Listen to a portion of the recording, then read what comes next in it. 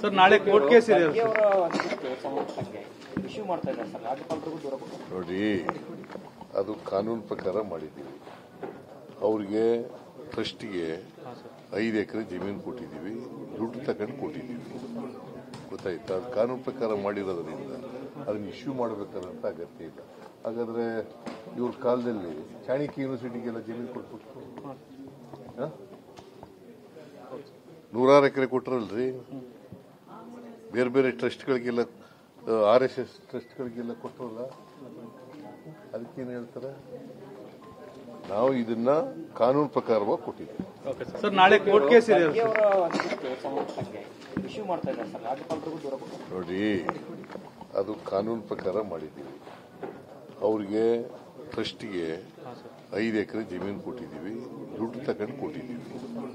ಗೊತ್ತಾಯ್ತಾ? ಅದು ಕಾನೂನು ಪ್ರಕಾರ ಮಾಡಿರೋದ್ರಿಂದ ಅದನ್ನ ಇಶ್ಯೂ ಮಾಡಬೇಕನ್ನಂತ ಅಗತ್ಯ ಇಲ್ಲ. ಹಾಗಾದ್ರೆ ಇವ್ರ ಕಾಲದಲ್ಲಿ ಚಾಣಕ್ಯ ಯೂನಿವರ್ಸಿಟಿಗೆಲ್ಲ ಜಮೀನು ಕೊಟ್ಬಿಟ್ಟು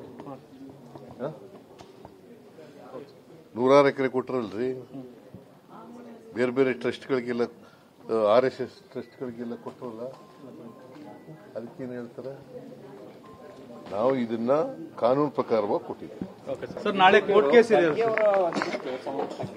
ಇಶ್ಯೂ ಮಾಡ್ತಾ ಇದ್ದಾರೆ ಸರ್, ರಾಜ್ಯಪಾಲರಿಗೂ ದೂರ ಕೊಡ್ತಾರೆ. ನೋಡಿ, ಅದು ಕಾನೂನು ಪ್ರಕಾರ ಮಾಡಿದ್ದೀವಿ.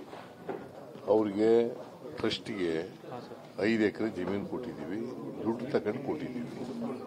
ಗೊತ್ತಾಯ್ತಾ? ಅದು ಕಾನೂನು ಪ್ರಕಾರ ಮಾಡಿರೋದ್ರಿಂದ ಅದನ್ನ ಇಶ್ಯೂ ಮಾಡಬೇಕನ್ನಂತ ಅಗತ್ಯ ಇಲ್ಲ.